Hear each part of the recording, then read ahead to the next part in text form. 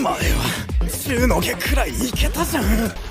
全然ついていけん。30代の衰えってやつか。 The internet is pretty pissed about this. Instead of getting 20 minutes of this,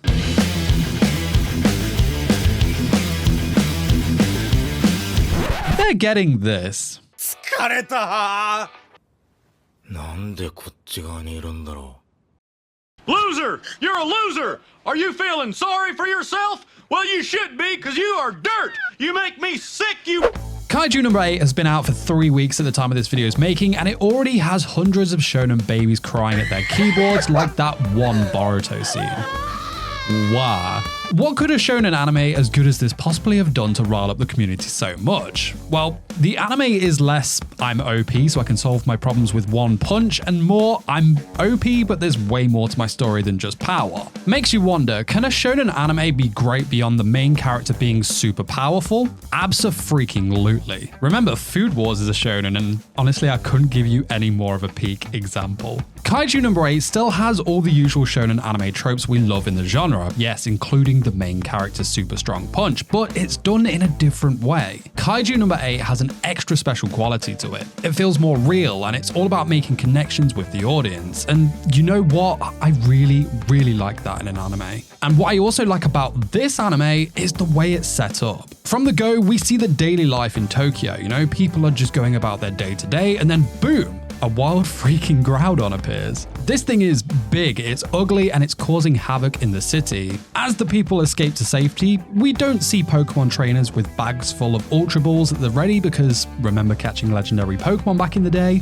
Pain. Instead, we have the Defense Corps because this isn't a Groudon. No, this is a Kaiju. Beasts that have been terrifying Japan for many years now. Now, this scene of the Defense Corps taking on the Kaiju was so freaking good. It reminded me of the first time the Attack on Titan PV aired when we saw the guys mobbing the streets with the EDM gear. In Kaiju, it's very similar. The camera movements flow with an intensity that make us feel like we are along for the ride, and oh my, are we eating good with these action sequences. I'm very excited to see more of that in future episodes. Now, in terms of the world, in the age of the Kaiju, we have 2 teams that deal with them. The aforementioned Defense Corps deal with partying up and taking them out like dungeon bosses, and then there are the Sweepers, the team shoveling the shit, quite literally.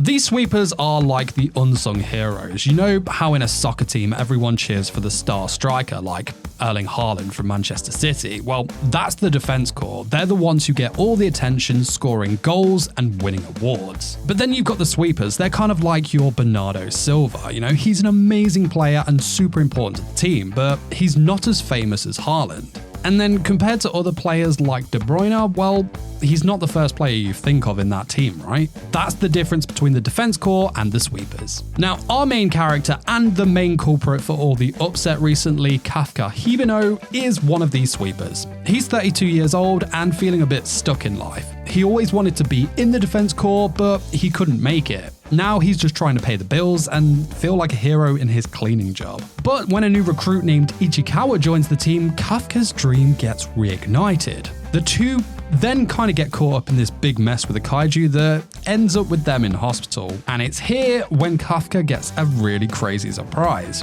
A kaiju forces its way down his throat and he turns into a monster himself. Now, with these new powers, he's got another shot at joining the Defense Corps and fighting the Kaiju. So overall, I'm a huge fan of Kafka as an MC, but I feel like he's meant for an older audience, and that contributes to some of the backlash the anime has gotten lately. See, Kafka is 32. He's a man who had big dreams that didn't work out. He tried so hard and fell multiple times, and as time marched on, he just settled for the best he could. But deep down, no matter how hard he tried to hide it, this kills him. For me, as someone who's, let's say, a similar age to our boy, I honestly felt what he was going through here. I remember when I was in school, my dream was to be in a band, you know? I wanted to write songs, take my guitar on tour, and just see the world, like all my heroes were doing. Nothing else mattered but that one single dream, and I poured my heart and soul into that. However, after giving it my all for 13 years, yeah, my dream didn't come true, and yeah, I was completely crushed.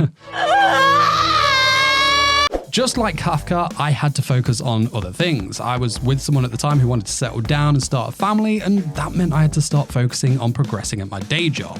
I had to put the dream to bed and become a, air quotes, normal person, if you will. Won't lie to you, this destroyed me, but I did hide it. Long story short, after about a year, a kaiju found me in the form of a video camera. My power became YouTube, and here I am, and I'm so freaking grateful for that. So my point is, when I see Kafka struggling, I cheer for him because I know what it's like to have big dreams and face challenges. And I've got to say, it really sucks because Kafka is such a nice guy. Sometimes bad things happen to the kindest people, and Kafka is one of them. I think he's like Dave Grohl, you know, the lead singer of Foo Fighters. Dave's known for being a super nice guy, and I get that same nice guy vibe with Kafka. And that's why I really feel for him, because he's just so genuine and kind-hearted. He deserves the best, you know? But I know what you're thinking. If Kafka is such a nice guy, then what's the issue with him? Well, that all takes place in episode 3. In episode 3, Kafka has his last chance to join the Defense Corps, but he is struggling big time. He's up against much younger candidates, and there's one girl in particular, Kikoro Shinomiya, who's causing him trouble. She's super talented and wants to embarrass Kafka.